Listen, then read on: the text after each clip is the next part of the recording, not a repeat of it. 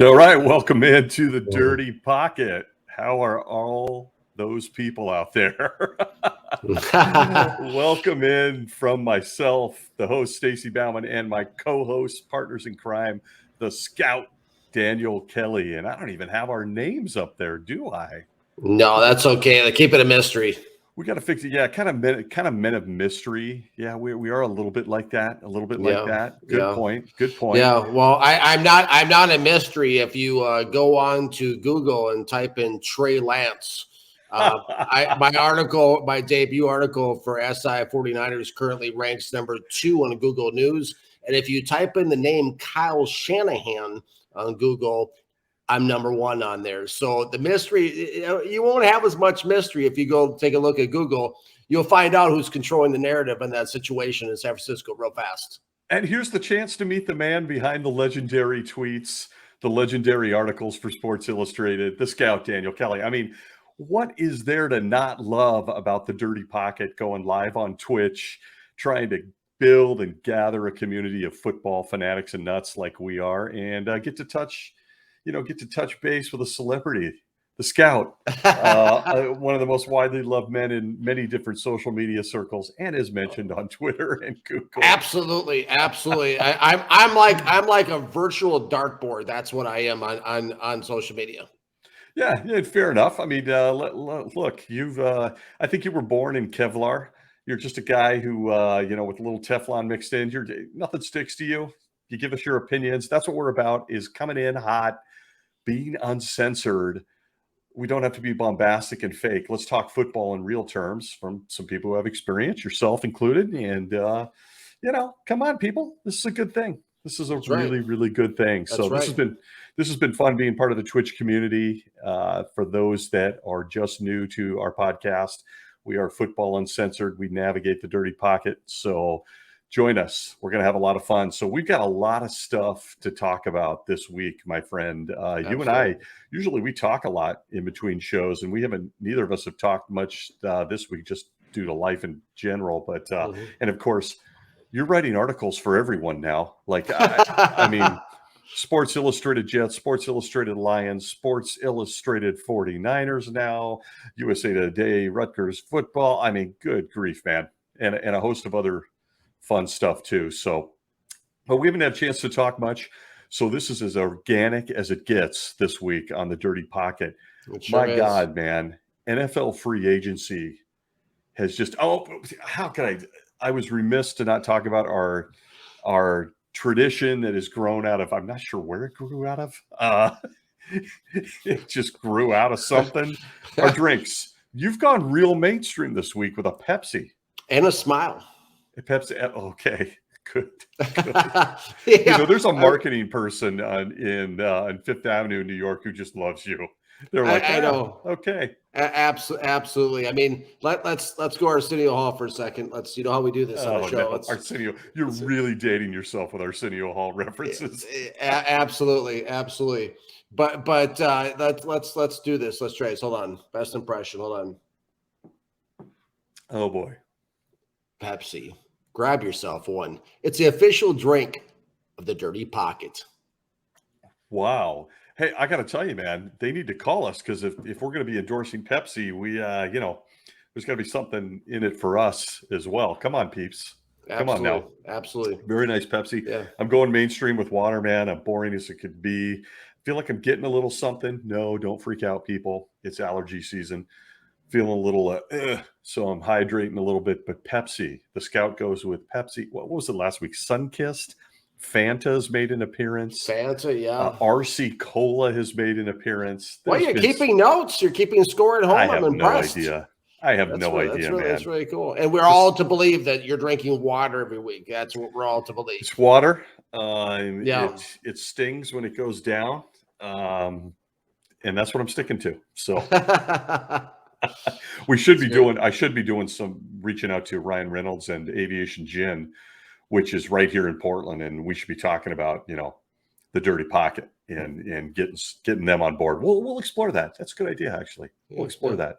He's a good guy. Okay, so we got football to talk about, man. I know you've been busy. I haven't even had a chance to speak with you off the air, but the Jets were jingling and jangling around today on Mr. Tyreek Hill. The Lions are starting to make a little rumble as the NFL draft gets closer, with Malik Willis now in there. But is it Jared Goff for another year? Lots of stuff to talk about. Man, we got to start with the hottest subjects as time allows. Let's start with something that happened last week, and a guy that I think you're very high on. I don't think there's any question that he is a very talented player. I would have put him top 5, top 8 quarterbacks when he was playing. He's taken a year off. We're going to talk about Deshaun Watson, man. Absolutely. And we touched on it a little bit last week.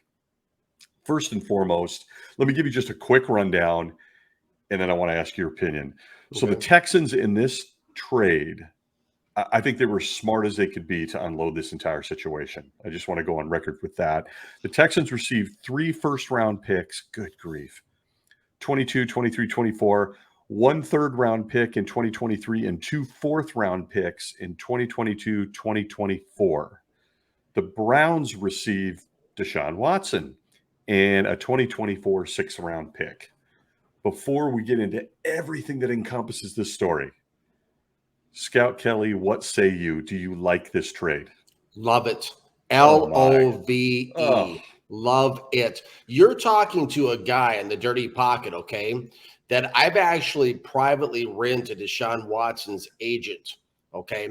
And I made a proposal that if they could put me in front of an NFL owner, I would bring a proposal to the table that would be myself as a GM, and I would have made Deshaun Watson I would have made him my franchise quarterback in this scenario. This is my proposal to his agent, my franchise quarterback and my assistant general manager, making him the first dual role executive / player in NFL history. I love Deshaun Watson. Wow. Here's the thing, okay? When I interviewed in Washington in 2019, after my interview, Mr. Bruce Allen, who was the team president of the Washington Redskins at the time, he hit me up one night on a text, and he asked me, he said, what are your thoughts about Deshaun Watson? Okay, now I had seen him play, but there's a difference between watching somebody play and studying somebody playing, okay? I went back and studied him that year, and I'm telling you what, this guy is the most dynamic football player in the National Football League, hands down. We're talking about the 2020 NFL passing leader before his year off, okay, on a very bad Houston team, I might add, okay? Oh, they were horrible. Right. So he led the NFL, not Mahomes, not Aaron Rodgers, not, we're talking about Deshaun Watson led the NFL in passing. And the guy is a true dual threat. And now in 2017, I was in contact with Mr. Jimmy Haslam, the owner of the Cleveland Browns, when he wrote to me, and he personally asked me for my ideas, which turned into a 166-page general manager proposal. Okay, so to watch this thing kind of develop is kind of been interesting for me, because to watch this thing develop, and I put over $100,000 of time and effort into the project. My wife Samantha and I flew up to Cleveland to try and meet with Mr. Haslam. I mean, we put everything we had into this, okay? But this whole thing in Cleveland is very fascinating to me, because I read something where it said, I mean, kudos to Mr. and Mrs. Haslam for pulling off this deal, okay? Because, really? Oh, absolutely, absolutely. Mr. Haslam came out and said, now, or he was said to say, I don't know if it was a quote or not, but he felt that this was the missing link to the Cleveland Browns Super Bowl run. And I completely agree with that. This guy is going to light it up in Cleveland. And in fact, I'm going to be buying his jersey and wearing it, because I personally love this guy. I love him. LOVE. I mean, I'm telling you right now, I love Deshaun Watson. And I think it's a great move by the Cleveland Browns, because here's the situation. And I don't want to get into the whole legal realm and all that stuff. But listen, we live in a country where it's innocent until proven guilty. We have, and so far, when I look at this situation, nobody's convicted him of anything in a court of law, correct? Oh, well, no, the grand jury's decided not to indict him. Okay. That's a big asterisk. I'll come back to that. Keep going. Okay. But okay, so nothing's happened along those lines. Okay, so now he's back in the game. Okay, and I'm not going to say anything here or there as far as what I'm not getting into that whole thing about the allegations and all that. But I will say this: it's a great move by the Cleveland Browns because typically speaking, Cleveland couldn't probably even touch a quarterback like this. But the circumstances that presented themselves for them to be able to go and get him, and guess what? They're going to be playing some ball up there in Cleveland. This guy is so dynamic. The rest of the division will be taking notes from this guy. I mean, he is that good. And I mean, he's shown in Houston. This is not something where I'm just making this stuff up. We're talking again, folks, about the 2020 leader in the NFL. This guy can do it all. He can run. He can pass. He's a great and dynamic football player. And I'm all for the trade. I mean, listen, the last time I think I read something somewhere this week that the last time 3 number ones were dealt was back in 1989 for Herschel Walker, I think is what I read. And we all know how that turned out. It set the stage for the for the Dallas Cowboys to make the run in the 90s of the Super Bowls they won and everything like that. But I mean, listen, okay, I've said it for over a year. I mean, since before last draft, okay, when the 49ers made that ridiculous trade for Trey Lance, okay? If I ever hear 3 number 1 draft picks, I better be hearing Deshaun Watson in that. Have I not said that on the show? I better several times. I better be hearing that name in the same sentence, okay? I mean, to trade 3 number 1s for Trey Lance, a guy who threw 318 college attempts, a guy who threw 113 attempts, I think, in high school. I mean, that's not a good trade. That's already looking like a major mistake. Right. This is a great trade, in my opinion. I love it. I'm all for it. I mean, I think Cleveland's really done themselves a really wonderful situation. They put themselves into a wonderful situation here with him because he's going to rip it up. He's going to rip it up there, and I can't wait to see it. I got to tell you, man, this might be the first time we really wholeheartedly disagree. Now, I want to caveat that. I don't disagree with the fact that Deshaun Watson is an epic talent. I mean, you're right. When it comes to the football field, Cleveland would never sniff a guy like this unless they give him the largest contract in NFL history, which is $230 million worth guaranteed. Every penny. Worth every penny. What if he blows out his knee? Worth every penny. Because here's the situation. Not if he blows out his knee. Okay, but here's the situation. Somebody in the NFL, I know somebody who is a director level in the NFL, okay?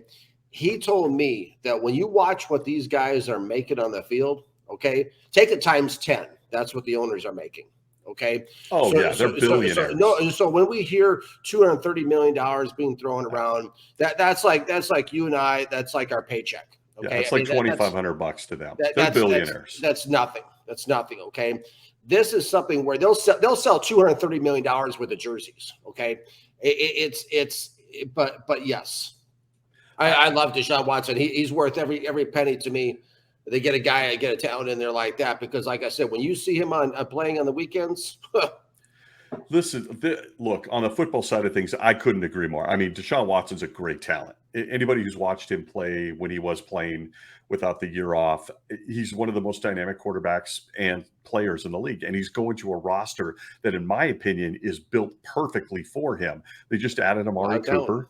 I mean, they've got the 2 Chubb and Kareem Hunt with the running game. They're going to Njoku at tight end. Right, re-sign the tight end. They've got a defense that came to play, some studs. The kid from Notre Dame, who I thought was just incredible last year at linebacker. They've got a lot. John Johnson at safety. They've got so many. Myles Garrett. On and on it goes. The Browns are loaded. I mean, they're set to go somewhere, despite the fact that in free agency the AFC has exploded, particularly the AFC West. But listen, as is the case on the Dirty Pocket, it's Football Uncensored. This deal, in my opinion, here's point counterpoint with the Scout and Stacy, is really dirty. I mean, this is a sleazy, yucky looking deal. I don't like getting into legal stuff either. We want to focus on the game, but unfortunately, in this case, you have to because he just got the richest contract. He's the biggest free trade easily in the offseason. Here's what's interesting. They expect, now you say the guaranteed is worth every penny. They expect him to be suspended. How do we know this? His camp has arranged this contract. So in this season of the $230 million, you know how much he'll make for this year? $1.035 million, which means if he's suspended, he just loses out on, I know we're all going to choke, a measly $57,000 a game. They backloaded this contract because they fully expect him, to be very likely suspended by the NFL. And despite his talent, folks, it's 22 women with rub and tug allegations, and one of them came across state lines, could be a felony and involve the feds. You still say this is a good move? By the way, I met Jimmy Haslam, not shocked by this move. We'll leave that alone. You still think this is a good move? What if he doesn't play the first? I mean, God, can they really just give him a 4-game suspension for this? If that, you think they're going to find a way to just bury this under the rug and listen, I'll say this in the dirty pocket, okay? That's what we're here for. I've been told this by someone who is a director level person in the NFL. Okay. Inside the game right now, currently. Okay. And I've been told this is that Deshaun Watson is good for the game of football. Deshaun Watson is good for ratings. Okay. Well, yeah. Right. Okay. Now, I mean, bottom line. I mean, it's a bottom line business, right? Okay. Yep. And the league wants Deshaun Watson to play, I've been told. Oh, so I'm not hearing. So I'm not hearing. Okay, we're hearing everybody talk about the suspension and all these things, but we're not hearing a word of it coming out of the league office. It's a valid point. Not a word of it. And I will say this, okay, before Mr. and Mrs. Haslam, who I think are the most cutting edge owners in the NFL. Okay. Wow. Oh, absolutely. And I can go into another show on that. Okay. We will. Oh, absolutely. Absolutely. Okay. They did their due diligence. Okay. Nobody is going to open up a checkbook and write a check for $230 million without picking up the phone and calling over to New York at the league office and having a conversation. This is not just let's keep our fingers crossed and let's just hope that Deshaun plays. I don't believe that at all. I believe Deshaun Watson's on that football field opening day for the Cleveland Browns, and there is no suspension. You heard it here first on the Dirty Pocket in America. The first anybody's heard of it. Everyone's talking about suspension. I'm going on record saying there is no suspension. Deshaun Watson's playing all 17 games. I got to tell you, man, first and foremost, I'm not going to argue against that because that wouldn't shock me at all, because every point you made is a valid one. He's big time, sells tickets, big time gets viewership. He's a big time talent on the field. There's no way that the NFL didn't get involved in this in some capacity, that there were conversations. Look, if we sign this guy and move him over here, what's the repercussion? I mean, I agree with you. You just have to be nuts. Look at what happened with Colin Kaepernick, man. The guy, love him or hate him, I'm ambivalent. Took a knee for something he believed in, got thrown out of football, and he's still out of football. I mean, when the NFL wants something to happen, it happens. They control billions of dollars. And now with the betting and the gambling involvement, billions and billions. It's like the old saying that somebody taught me years ago. They said, you ever heard about the golden rule? And I said, well, yeah, do unto others. No, they're like, no. It's like, whoever has the most gold makes the rules. Okay. It's a valid point, man. Hey, you know what I mean? I mean, you know, the flag may be red, white, and blue, but let's not kid ourselves. This is too. This logo on my hat here is red, white, and blue. Okay. And not only that, but let's look at another, let's go another layer deeper in this if we can, the Dirty Pocket. Coming off the edge hot. Okay. Let's look at this for a second. Okay. Do we really think, America, okay, do we really think that Cleveland is going to do everything they did to alienate Baker Mayfield before they, at first Deshaun, said, Cleveland was in the running. Then everybody shocked everybody and came back into the running, and all of a sudden the trade was pulled off. Okay, do we really think that there's really going to be a suspension with the way that the whole Baker Mayfield thing played out? Now they have no fallback position. No, they have information, I believe, that they know that Deshaun's going to be on that football field opening day. And you know what? We've all made mistakes. We've all made mistakes. If you want to read about mistakes, go look at my book, Whatever It Takes. I talk about all my skeletons are in the closet. They're in my book. I preach about them from the pulpit. I mean, it's you know, he was without sin, throw the first stone type of thing, because I mean, anybody can say anything. Okay, in today's world, but I'm still old school believer that innocent until proven guilty. That's why we have a justice system in this country. So if he's acquitted and everything, we can talk all day and everybody can say all these different things. I mean, people could come out and they could make allegations, Stacey, about you and I. I mean, they could say a bunch of things. Oh, sure. I mean, my picture could be on the 5 o'clock news tomorrow evening at supper time, and all of a sudden they could say, you know, Daniel Kelly's done A, B, C, D, and E. I mean, and everybody's like, oh wow, that's what he's done. No, it's not. We got to go through the due process. That's why this thing is set up in this country. And Deshaun's already lost a year. Okay, so he already has time served as far as any kind of suspension in my mind, because he's already lost a year in this process of playing. So yeah, he'll be on the field opening day.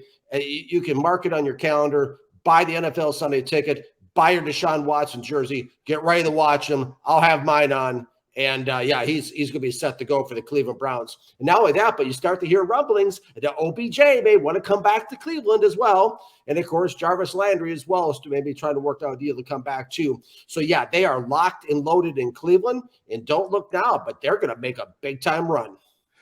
Yeah, I mean, it's hard to look at that roster, and with him as the addition at the quarterback, lead the charge. I can't argue on the football field. Kudos to Mr. and Mrs. Haslam for this move. They pushed all their chips. They pushed all their chips up on the table, and I deeply respect what they've done, because you know what? If I was sitting in that chair, I would have done the same exact thing. You've got the name of this game is getting dynamic football players, and there's nobody in this league. I don't care.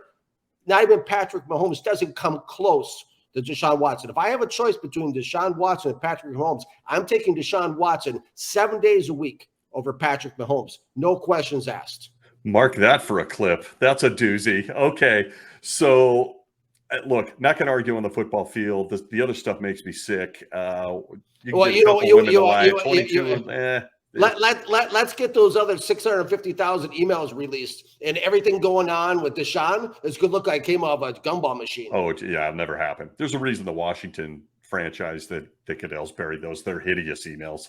It's all hideous. Look, we talk about it. Big business is gross. It involves billions of dollars, lots of lives. And if you can cover it over, you're going to do it for a good football player. And I think that's something that we've seen here. So sticking back to football, just briefly as we move on to two other big moves the last few days. You mentioned Baker Mayfield. Where does Baker end up? I mean, this quarterback market has dried up for him. I don't see a spot outside of maybe Seattle that he might land in outside of being a backup somewhere. This has gotten weird. Him and Jimmy G, and I don't even want to go there with you because that's a whole other show. Jimmy G's not going anywhere. I don't think so either. Jimmy G's not going anywhere because the proof's in the pudding. San Francisco isn't making any moves to make him go anywhere. They want to save face with the Trey Lance disaster is what they want to do. So they keep talking about, we got a couple number 2 off. We got offered with 2 number 2 draft picks and all this stuff. That's not the case at all. Jimmy G's the guy out there, and I personally don't know why they ever trade for Trey Lance to begin with, but they're just them and the Packers, man. Packers. The move they made for Trey Lance, but yeah, he's don't worry about Jimmy G. He's going to be in San Francisco. But as far as Baker Mayfield is concerned, that's kind of up in the air. No pun intended. Right now, oh come on. I mean, that's kind of up in the air right now. But here's the thing too. Okay, we know what happens every single year. Okay, what happens? People get hurt. People get injured. As training camp, I mean, undoubtedly, people in camp get hurt. For preseason, they definitely get hurt. So it might be a situation where Cleveland just sits back with an ace in their hand. There's no rush on anything. And, Baker continues to throw the ball and work out, and something happens. And, all of a sudden, voila, there's Mayfield. And Mayfield may want to do it too, because he could end up in a really good situation. I mean, let's say, for example, God forbid something happens to Dak Prescott down in Dallas, right? During preseason or something. All of a sudden, Baker Mayfield finds himself as a quarterback of the Dallas Cowboys. So you might not want to move too quick on this, because there really is no rush right now. Yeah, no, it looks like that. It looks like instantaneously the quarterback market dried up almost overnight. And with that, a segue into another move that happened in the last 24 hours or so. Matt Ryan, former NFL MVP and quarterback of the NFC champion Atlanta Falcons, 28-3 against the Patriots, 28-3.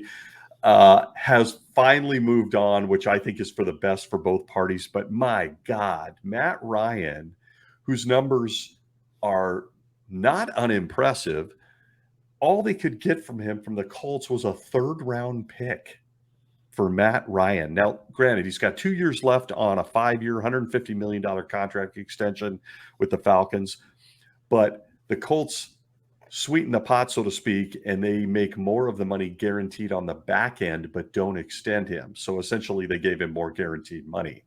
And the Falcons get a lowly third-round pick. Did the Falcons get ripped off? What do you think of this?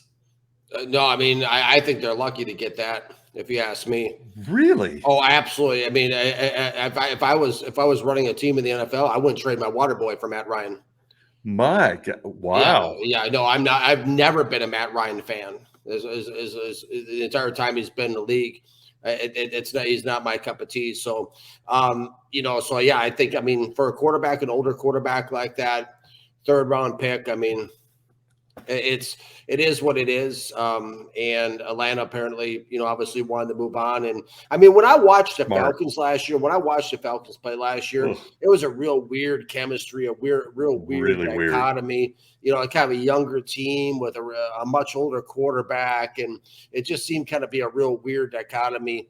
With that whole situation, and now with Mariota, right? Mariota's there. And of course, he's back there with his coach. He had from Tennessee. Right. So that's a good fit there for him. And so I think that's. This is a business where and I hate the word business when it comes to football, but it's about who knows who. It's about how many times have we heard we're gonna it's somebody we're familiar with. How many times have we heard that catchphrase? That's what it's all about. That's why Mariota's in Atlanta right now, because that's who the head coach is familiar with. That's who he wants to play with. Matt Ryan was Tom Dimitroff's guy and all them, from before. And so, they wanted to move on.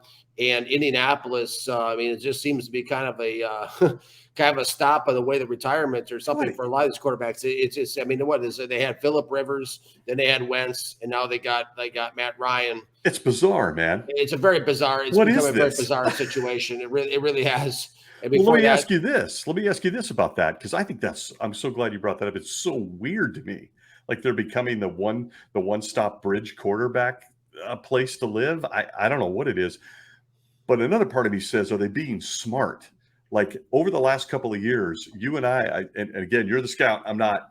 I am not impressed with any of the quarterbacks coming out in this year's draft. Not in the first round, at least. I think that they're second, third, fourth round guys in my book. Well, that's what we get for you, right? You disagree big time, and you watch a lot more film than me. I respect that. But are the Colts being smart? Like, are they thinking that way? Like, look, we looked at these quarterbacks. We still don't see a franchise guy. Look at the money these quarterbacks are getting now. Are they just kind of in this perpetual weirdness where they have bridge quarterbacks every year? It's almost like a franchise tag every year or something. They're just like, who's up next year after Matt Ryan? Is that where Jared Goff ends up next year? Like, it could be. It's just weird. It could be. Yeah, it is. It is weird. They obviously did their homework. That's the direction they want to go. I have a lot of respect for Frank Reich, up there in Indianapolis. Great coach, great quarterback when he was quarterbacks. Do the right thing. You remember that? Oh, yeah. I remember the game, man. I remember the game. Yeah. It was 35-3. They were down to Houston in the playoffs. And, the Houston Oilers, not Texans, the Houston Oilers way back in the day. And so with Don, you remember him? Oh, yeah. Yeah, all those guys. So, But I mean, it's a move that made sense for both sides. We'll see how it plays out. But I think that I mean, we're seeing a lot of quarterback movement for sure, and that's two places right there. Just wild. Just wild. Okay, so let's switch gears for a minute on today's big news before the show today. And I got to tell you, I did not wake up today thinking this was going to be a thing. Tyreek Hill is traded from the Kansas City Chiefs to the Miami Dolphins, who are building a flat-out track team down there in Miami. When you look at the speed on that team, it's unreal. Mike McDaniel, he must be scheming big time. But Tyreek Hill, someone that I have to be honest, I thought was borderline untouchable as a wide receiver based on what he's done with the Chiefs the last few years. He signs a 4-year, $120 million extension, including $72 million guaranteed, with $52 million of it handed to him when he arrives in the building and passes his physical. He's the highest paid wide receiver in the history of the National Football League after today's deal. Scout Kelly, Tyreek is fast. Cheetah can move. He takes the top off defenses. But what? In Miami? What say you? What do you think of this move? Well, it's a good move, I think, for the Miami Dolphins. Okay. I think if you look at that division, You're in a good mood tonight. I am in a good mood. Hey, they're all good moves, man. They're all good. I'm like general managers on the back all across the league. Absolutely, and absolutely. I mean, isn't that the way the national media? Everything's a great deal, and then everybody's a consensus. It's a great deal. Then when it's not, we all move on. But no, no, I'm in a good mood, and you're right. And also, I see this as a great move by the Miami Dolphins, because here's the thing, okay, is that what you want to do, okay, as an NFL franchise, is you have to find a way to get dynamic football players, whether it's through trade, whether it's through free agency, whether it's through the draft, whether it's however you do it, you got to find them. Okay, like you talked about with Tyreek Hill, Cheetah, he can take the top off of defense. Okay, that's worth its weight in gold. Okay, is to have somebody that can do something like that. And when you look at that division, okay, this is a very difficult division. Okay, the AFC East. Okay, we got Buffalo sitting there on top. Okay, and you got to, if you're gonna make the playoffs or win the division, you got to go through Buffalo. That's a challenge within itself. And then after you're done with that, oh, by the way, there's Mac Jones over here and Bill Belichick and those guys with the Patriots. Okay. So I mean, you're looking at. Wait a minute, I didn't hear you mention Zach Wilson, and the Jets. You cover him for Sports Illustrated. Wait till my article comes out Sunday. Oh, teaser. Okay, keep going. Okay, my article on Sunday is going to be coming out. Okay, it's coming out, which is going to guarantee the New York Jets a last place finish. My article on Sunday. Okay, there's no chance they today, and they're going to lose again. There's no chance. Today's move by Tyreek Hill guarantees the Jets a last place finish. They're bringing guys it's $40 million for a guard in Miami. See, that's the difference between the Jets and Miami, because the Jets are bringing Laken Tomlinson a $40 million guard. Okay. And they're bringing Tyreek down to Miami. That's the difference here, okay? But Miami had to do something dynamic. I've been banging on this drum for the Jets and the Lions for eons, okay? Last year I was banging on the drum saying that the Lions need to sign. 2 years ago I said they need to sign Leonard Fournette. Last year I said they need to sign OBJ when he was on waivers. You have to do something dynamic if you're going to change your results. And the Jets, I've been saying that, a couple of weeks ago in SI, I talked about they need to trade for DK Metcalf. DK Metcalf is a beast. They need him. He's a perfect wide receiver for Zach Wilson. Why? Because he's a big catch radius, and he's exactly. Zach Wilson, he just he throws it. Okay, a big catch radius means you can catch everything throwing high, catch low. And that they needed somebody like that, and they haven't got it yet. But Miami, let's talk about the superstars of the day. Let's talk about who won the day. The Miami Dolphins. Okay. because Mike McDaniel, he's fascinating to me. Okay. He's brilliant. I would love, one person in the National Football League I would love to sit down and have lunch with. It's him. Okay. Because he is cutting edge. From the first day I've thought about this, I'm down in Key West. I can drive right up from Key West, right up to Miami. We can have a nice little meal together. This guy is fascinating to me. Okay. Miami Dolphins won the day, and they won it by getting a speedster, a guy. It's like going out and buying a Ferrari with a supercharged engine. Jalen Waddle on the other side. That's where I'm going with this. Thank you. You read my mind. I love Jalen Waddle coming out. So do I. Okay. I loved him. Loved him. Okay. And now you pair those two people together, and all of a sudden we're not. What happened to all this negative chatter about Tua? I'm not hearing it. Yeah. Okay. I'm not hearing it anymore. Okay. Where are you? What is people's fingers break to write these stupid columns talking about Tua not being a good quarterback? This is going to be a very good situation for Miami, and suddenly they are contenders in the AFC East. Boy, it's hard to argue. I mean, McDaniels is putting together a track team. And they got the tackle from the Saints. They got Armstrong too. Not only that, they're loaded for picks in this draft. And need I remind anyone, very under the radar, they picked up Cedric Wilson, the speedster little receiver from the Cowboys, and they added 2 guys to the running back room that are really highly touted, and particularly Mike McDaniel knows, in Raheem Mostert and Chase Edmonds, his own player, and then from the NFC West. I mean, McDaniel looks like a guy who's in the lab building something. This cheetah thing today looks like, whew. Now, here's the thing. Is he the highest paid? Does he deserve to be the highest paid wide receiver in football? And keep in mind, Devontae Adams listens to every one of our episodes. And Cooper Kupp.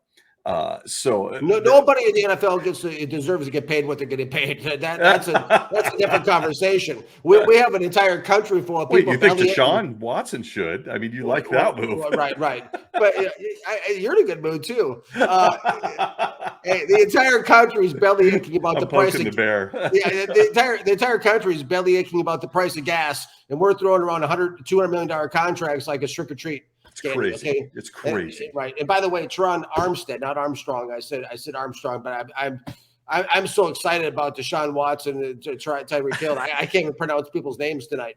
It's a Pepsi, man. Is that really Pepsi? a Pepsi and a smile. A smile. It's everything.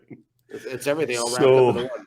So you're loving all the moves, and you're in a good mood. So I'm loving everything. I'm loving everything.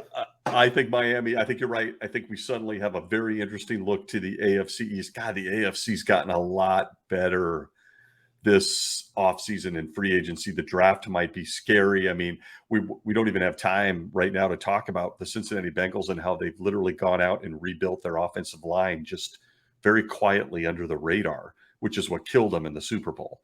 And in the playoffs overall, Joe Burrow running for his life. But the AFC looks like the baton is being passed a little bit. And my personal take on this whole thing is I have no idea what Aaron Rodgers is thinking. That's a total enigma to me.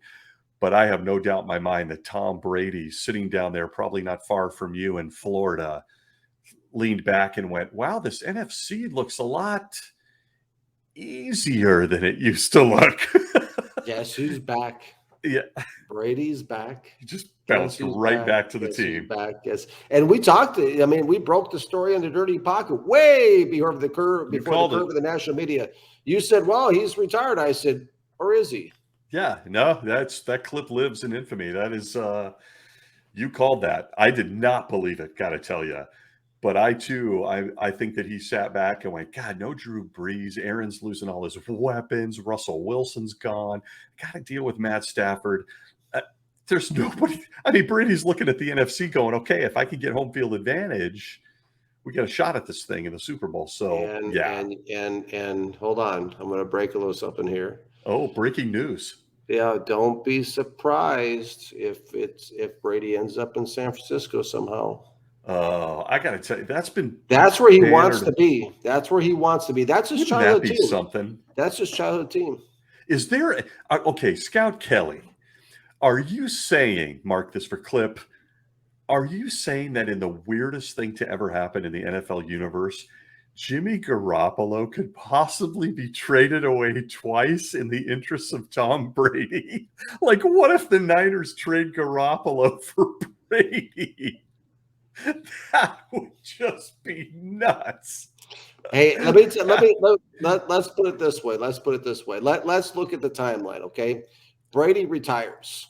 Okay, and he leaves. And that's it. We see a picture of him on some island somewhere. Next thing, Too right? quiet. It's a very quiet, everything okay.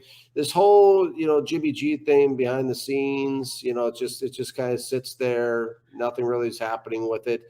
And there have been discussions there. I mean, if you look up, Tom Brady 49ers on Google, you'll see there's some rumblings on there about that, possibility and everything. And I just get the sense that, if anything's going to happen, and all of a sudden, clear out of the blue, Brady changes his mind and says, hey, not so fast. I think I want to come back. And, now Gronk, where's Gronk right now? Have you seen Gronk at all? Still listed as a free agent, has not committed yet, but he has committed in the past and said very openly, I'm never, ever, ever going to play for anyone else that isn't named Tom Brady. So if he's going to come hasn't back, signed anywhere yet. Nope. Interesting. Nope.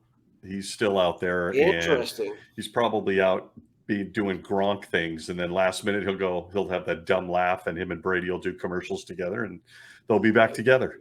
Absolutely. Can you imagine if Brady went to San Francisco with that offense and Gronk signed and it's Gronk and Kittle in the same offense? Can you imagine that? Ooh. Yeah, that's what I'm talking about. Okay, so there's a possibility, and I've heard that Bruce Arians and Tom Brady aren't getting along too well in the building as well. We've seen reports. We've heard reports of that too. So, the offseason teams have time to maneuver and stuff. But you heard it here first. It looks like the dust is settled in the quarterback situation. But if let's put it this way, all season long on the Dirty Pocket, we talked about every single week, right? We said, oh, wow. I mean, every week it was some new thing where it was like, oh, wow, this is every week we're like, what's going to happen next? Remember that? We're reality TV prognosticators. But every week this last year has been very different. And we're seeing larger trades now than I could ever recall in 40 years. It's nuts. Okay. So we're seeing a big trade market as well. But there's always surprises. Like you touched on it perfectly. You said you woke up this morning. I woke up this morning. I didn't have a clue that Tyreek Hill was going to be dealt, today to the Miami Dolphins. I would have never guessed that. That's Patrick Mahomes' favorite. That's his guy. What message does that send from the Kansas City Chiefs to Mahomes? That's wild. I mean, that's like taking someone's biggest weapon and saying bye. They're nuts if they don't think that offense is going to look a lot different. And McCole Hardman, granted, he's a little bit of a speedster, and then they backfill with Juju Smith-Schuster. You ain't replacing Cheetah, with anybody. And I don't know. I just wonder about this San Francisco-Miami connection. I wonder about this whole thing too. Because last year, who did they trade with to move up to number 3 and trade all those number ones? And all of a sudden, then their offensive coordinators out there. It's just, I don't know. The whole thing's interesting. But back to the Brady thing, I wouldn't be a bit surprised. Tom Brady gets what he wants out of life, and he wants to be a San Francisco 49er. I mean, that's the reality of it. That's where he wants to finish his career. And it could be a situation. But regardless, 49ers fans, don't touch that dial because – they'll bring Joe Montana back before they ever put Trey Lance under center. Yeah, don't bring the goat. Starter. Don't bring the goat back. No, I'm saying before that happens, whether it's Jimmy G, whether it's Tom Brady, whether it's the man on the moon, it doesn't make any difference. It'll be anyone but Trey Lance under center for the San Francisco 49ers in 2022. Jeff Garcia is willing to play. Could be Jeff Garcia. This is follow Trey Lance and the Alex story Smith with could Daniel come back. Kelly, Who knows? folks. Yeah. Okay, so in closing, real quick, another big moment this week, yesterday, that I wanted to tap into you. We don't have a lot of time left, but wanted to get you're definitely the one person in my life that has watched way more film on this than anyone else I know. Malik Willis, Liberty Love Pro him. Day. How did you feel? Did you get a chance to watch it? If not, just where are you on Malik Willis right now? You've been very bullish on him going top 5. You think Absolutely. Detroit should do it. Yeah, You still feel this way? I've thought, some players I turn on the game film and it just, the team they're going to go to just strikes me right when I start watching them. It just happens. It happened last year with Mac Jones when I turned on with Alabama. I said New England Patriots. I even wrote it. This stuff I'm not just saying, oh yeah, it's unsubstantiated. I mean, type in Daniel Kelly, Mac Jones, read the scouting report that came out pre-draft. I said I could see him going number 15 to New England. Voila, he's in New England. It's Malik Willis. From the first time I saw him play, it went through my mind, Detroit Lions, and everybody thought it was out of my mind. Like, no, it's going to be, Thibodeau. It's going to be Aiden Hutchinson. Listen, those guys are very good football players, but nobody's going to go in there and change the culture of the Detroit Lions. This guy, Malik Willis, is a culture changer. This guy will be the most electrifying player Detroit's had since Barry Sanders. And I'm not saying that he is Barry Sanders, but he is the best running quarterback to come into this league since Lamar Jackson and Michael Vick. This guy can beat you with his feet. He can beat you with his arm. And yes, I did get a chance to watch about half of his pro day before we went on the air on YouTube because I wanted to kind of see how he was throwing the ball. Listen, this guy's got he's a little raw, a little unpolished, but he'll grow into the position. And he's a guy that has a big time arm and a guy that can heave the ball. And he showed it at the pro day. He was flinging that ball 60 yards like it was nothing. He's a specimen. He's a specimen. He's built. He's rock solid. And they kept talking about it, the announcers, as he was throwing the ball in the pro day. When I went back and watched it, they kept talking about how his attitude is just, it makes people better around him. His attitude is contagious. He's a guy that, it wasn't like watching Trey Lance where I got like this sick feeling in the pit of my stomach watching him in his pro day. This is much different. This guy's got an air of confidence to him. He's got you can just feel it watching Malik Willis play.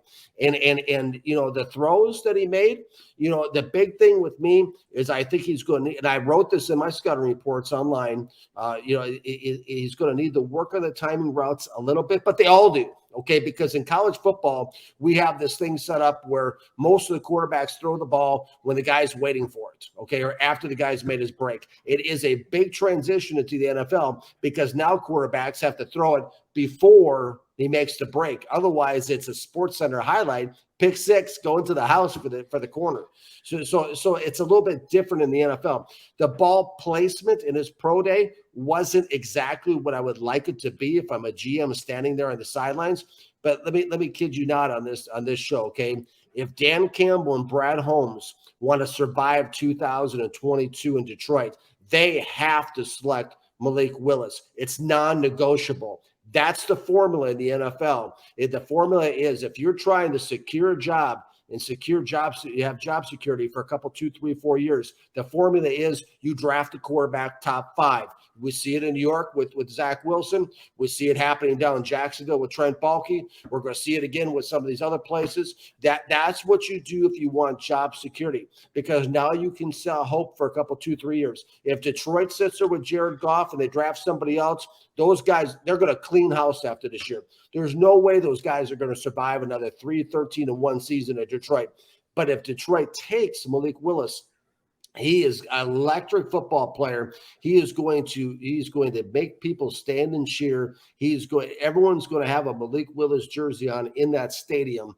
And he's somebody that's going to give that city hope, and he's going to grow into the position. Detroit is the absolute perfect spot for Malik Willis. I love him. If I was the GM in Detroit, that is the guy. If I was going to draft a quarterback, first of all, I think they too should have made a play for Deshaun Watson. But if you aren't going to do that, okay, at the very least, you have to get somebody in there.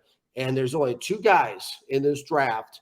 They're franchise type quarterbacks. And I know we disagree on this, but I've watched the film, and this is my opinion. Okay, it's Malik Willis number 1. And Matt Corral, number 2. To me, Houston has got to draft Matt Corral at number 3 because they need a quarterback too. They can't just sit there with what they have going right now at this situation at this time. And but those are my 2 guys. And Corral's a gunslinger. We don't talk a lot about Corral in the show. We will at some point. But Corral, let's do it next week. Let's do it. Absolutely. Corral's a gunslinger. And I mean, these people talk about Kenny Pickett. If you're watching this show and you think Kenny Pickett or Sam Howell are better quarterbacks than Malik Willis or Matt Corral, there's, I don't even have words for that. Okay. I'll tell you on Willis. I mean, I watched his pro day. I watched Corral's as well today. I gotta watch the pro days. I'll be very honest with you. I'd lean towards Corral if I had a choice between the 2, and I'm still not in love with Corral. I do not think he's a first rounder. I looked at Malik Willis, and my God, is he's an Adonis. I mean, he looks like an NBA power forward in the ball. I mean, he drives the ball. They kept talking about it. It just jumps out of his hand. Yeah, and I agree. And it pops. I mean, those little slants. I mean, just whoop. Yeah, he pops the ball in there. He scares me. I mean, I'm going to be honest. I think that your point is a good one with Detroit. It's a very good one in terms of careers and career longevity for that coaching staff and front office. But I don't see it with Malik Willis. I see a guy that terrifies me. He's somewhere watching him. He reminds me a little bit of Dante Culpepper, a little bit of Randall Cunningham, like somewhere in between there. Like you see the athleticism of Randall and the power of Dante. And while Cunningham bounced around and got close with the Vikings to a Super Bowl, Culpepper never got – I guess he got as close with the Vikings. But all because of Randy Moss. Well, yeah. I mean, he was throwing it – and Chris Carter and, by the way, Randy Moss. Steve Jordan. Dante Culpepper couldn't hit the broadside of a barn with a football. Yeah, but he just threw it up, and Randy Moss went to jump and get it. And I had arguments with NFL people about Dante Culpepper back in the day. We won't go too much into this. But I said, mark my words, when Randy Moss leaves Minnesota, Dante Culpepper's career will be over. That's what – yeah, it was. Yeah, he bounced around to a few teams. But, yeah, Malik Willis makes me real nervous. And I again, have nowhere near the hours put into film that you have. But I've watched a little bit. And I did watch his pro day. And I watched it carefully. He's a specimen. And what a lovable kid. What a great leader. Talking about his teammates and his wide receiver. Love all of that. He terrifies me as a quarterback. I just see some real flaws that would concern me. So – good opinions. Wanted to get your opinion, and we've been teasing it for weeks. I think we should go deep on Corral. Maybe next week we go into the 5 quarterbacks you like, or maybe we go 5 players you like in the NFL draft. Do something because I know you're busy writing a lot of articles. But I think taking a look at those 5, I know you've been big on those 2. Let's go a little deeper, and less so on the Notre Dame safety, who I saw mocked today at number 2 to the Lions in a couple of places. So, anyway, we are. I got a 3rd round grade on him. So I know. Yeah, check it out, folks. Check it out. So, a lot to talk about as we get up to the NFL draft, the NFL free agency period, week 2, and we aren't even done yet. Has been nuts. I just want to say in closing, I am absolutely gutted and cried man tears that we traded Robert Woods. It makes me sick. My favorite player, him and Aaron Donald. Adding Allen Robinson was amazing. Bobby Wagner is in Los Angeles tonight having dinner with a certain team, a world championship team. So we'll see. So, folks, free agency isn't over yet. And by the way, what's going on in Washington? Never mind. We're out of time. Nothing is going on in Washington. It's absolutely, terrifying. Positively nothing.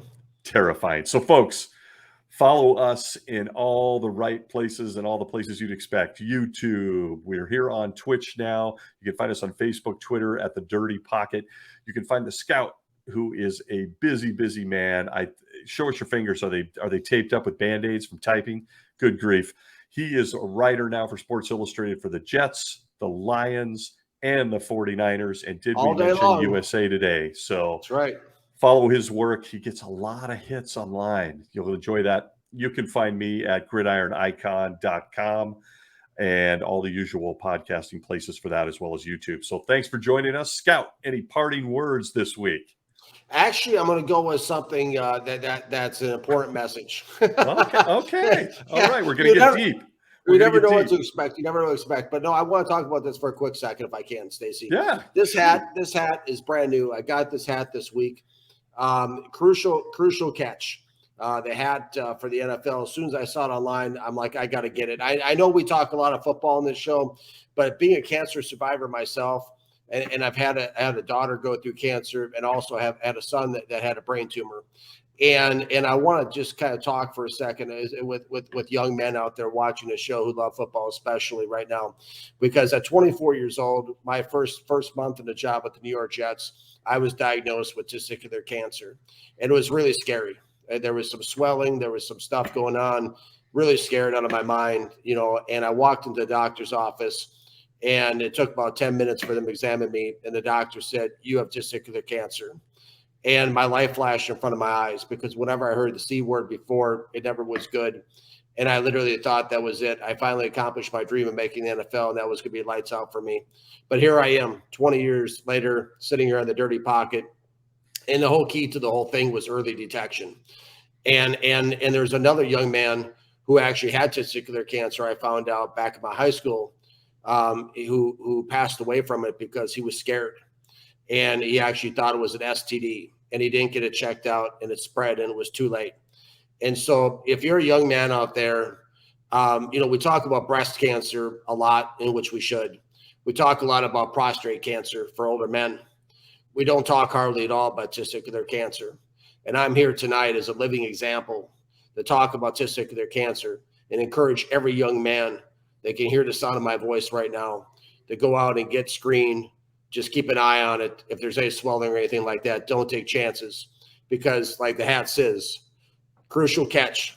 It's critical to catch it early. And if you do, there is hope, because I've made it and you can make it too. God, I love it, man. That was organic and from the heart. Didn't know that was coming. Yeah.